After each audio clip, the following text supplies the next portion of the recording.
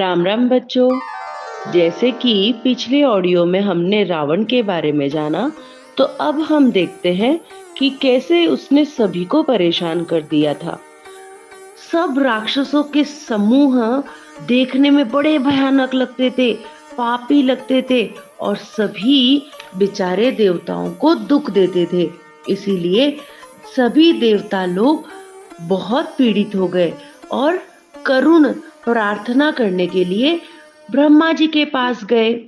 इस प्रकार धर्म की ग्लानि देखकर पृथ्वी माता भी बहुत भयभीत हो गई और व्याकुल होने लग गई।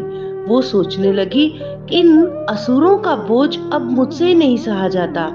और अपने हृदय में सोच विचार करके उन्होंने गाय का रूप धारण किया और सभी देवताओं के साथ वे भी श्री हरि से प्रार्थना करने के लिए गई।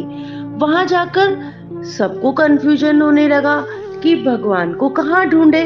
कोई कहता कि भगवान तो वैकुंठ में है, तो कोई कहता नहीं नहीं भगवान तो क्षीर समुद्र में है।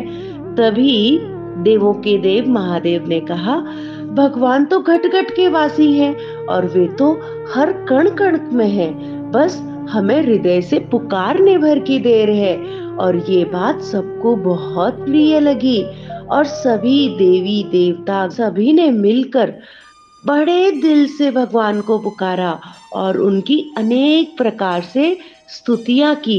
उन्होंने कहा कि आप अविनाशी हैं, घट घट के वासी हैं, आप हम सबके हृदय में निवास करते हैं, आप ही केवल पवित्र चरित्र हैं और आप ही हम सबको आनंद प्रदान करने वाले हैं।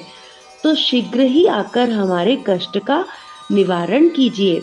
तभी उन सबकी स्तुति से प्रसन्न होकर बहुत ही सुंदर और मधुर वाणी में एक आकाशवाणी हुई, जिसमें ये कहा गया कि हे मुनि, सिद्धगण और देवताओं के स्वामी, डरो मत, तुम्हारे लिए मैं मनुष्य का रूप धारण करूंगा और सूर्य वंश में अंशों सहित मनुष्य का अवतार लूंगा।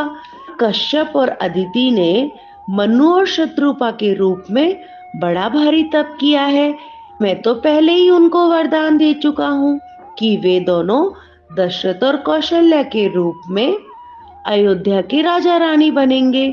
मैं उन्हीं के घर जाकर रघुकुल में 4 भाइयों के रूप में राम, लक्ष्मण, भरत और शत्रुघ्न के नामों से वहां पर प्रकट होऊंगा और मेरी आदि शक्ति जनकपुरी में सीता जी के नाम से प्रकट होगी।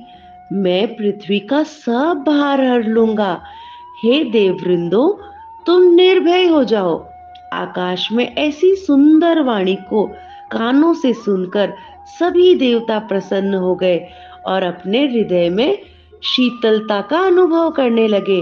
तभी ब्रह्मा जी ने सभी देवताओं से कहा, तुम सब लोगों को भी भगवान का सहायक होने के लिए वानर का यानी कि बंदर का रूप धारण करके उनकी सहायता करने के लिए पृथ्वी पर जन्म लेना चाहिए।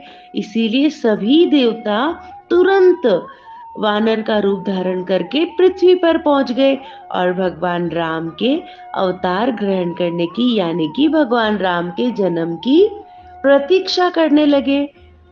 नारायण नारायण नारायण।